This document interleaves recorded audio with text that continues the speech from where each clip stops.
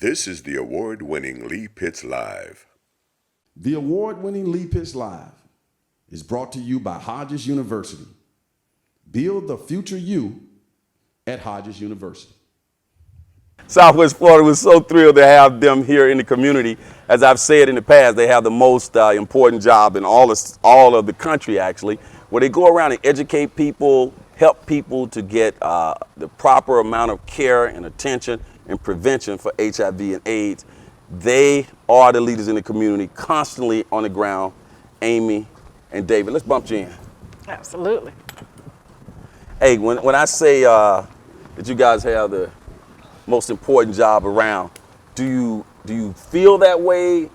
Have you had any experiences with people, a personal experience? Somebody wrote you a letter, sent you a text, and just thank you from the bottom of their heart for something you did for them. Share a story with me. Absolutely, absolutely. We have consistently had clients who come to us and just want to thank us. We have people who said, I'm alive because of what you do. There you go. I've had students who come and work with us and literally changed their majors in their university because they want to move into community health to be able to do what we do. Excellent. So they see the impact. David?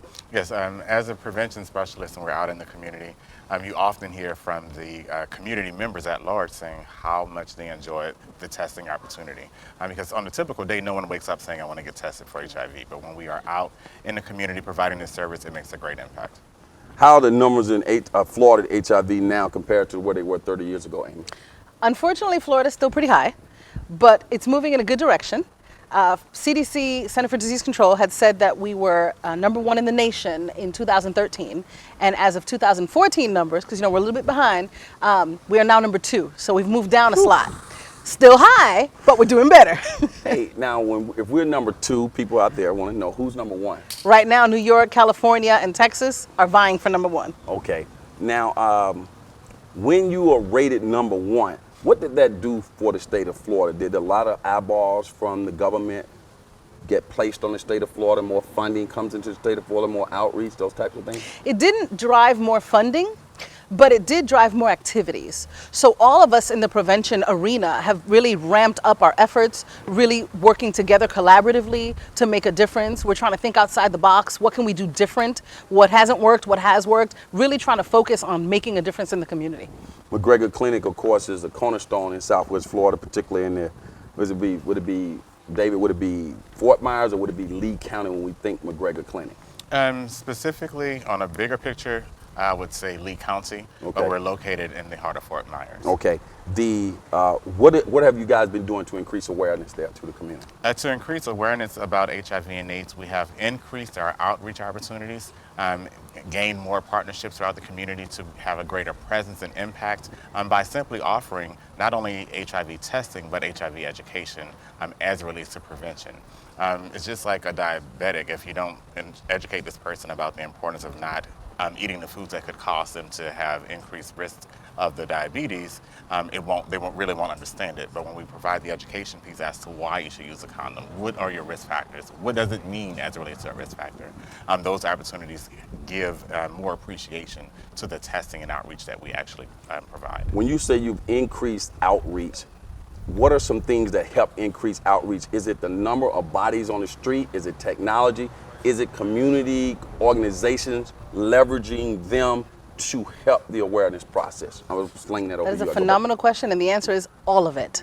So our department has grown. We now have a person dedicated to doing condom distribution as a structure, working with community-based organizations, working with local bars, restaurants, whatever we can do to become a condom distribution site. So we're increasing our staff, we're increasing our efforts. So we just created a partnership with some of the agencies outside of Lee County to be able to increase our services. We're working with some of the community organizations locally to try to raise money to go ahead and get a mobile testing unit so that we can go into further communities. So it's really a combination of all of that. Excellent. David, June 27th, what do people need to know about June 27th? Yes, we are actually providing testing services all throughout Florida, and it's a great opportunity for members of the community to come out and simply get tested to know your status. On the 24th, we'll be at the Walgreens on Palm Beach. The 25th, we'll be at Rascals, and then the 27th at Walgreens on Carroll Boulevard, which is very close to our agency. Now, that's a national day? It is a national Go day. ahead. The purpose of that day is to promote the idea and to encourage people to actually be tested. Many people still struggle with having conversations about HIV, and in our presence in the community, we encourage and properly educate them on what the virus looks like. And ironically, you can live a long, healthy life with this illness should we be able to treat you early and get you into care. Okay, so it's no longer the end of your life when you hear doom and gloom like it used to be. It is not that at all. If you get there early. If you get there. Like any other, what's that? What do you call those types of diseases? Chronic illnesses. Chronic illnesses, right. Now, you mentioned some places that people can go on June 27th. Other than June 27th, in general, where should they go? They can come to us. We're located at 3487 Broadway. We're available Monday through Fridays. Our office doors open at 8:30 a.m., I believe. And we're available to provide that service to them. Our testing takes place on site, and it's not a strenuous process. They walk in with or without an appointment, and we're available to treat them. It's free. And it is free. Yes. And we got your website and phone number that's appearing on the screen throughout this process. Thank you. What is fourth generation testing, Amy? That's actually the newest technology for HIV testing. And the difference is prior to fourth generation, all testing really was looking for HIV antibodies. So it was looking for a defense against HIV. Fourth generation is now looking for antigen. So we're actually looking for the presence of the virus. And we have shut down the window period from 3 months down to a week.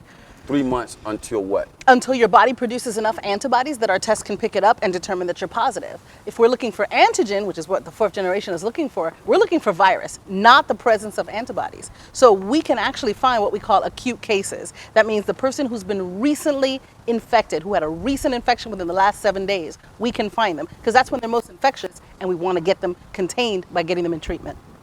That's advancement in technology as well, right? Absolutely. Okay.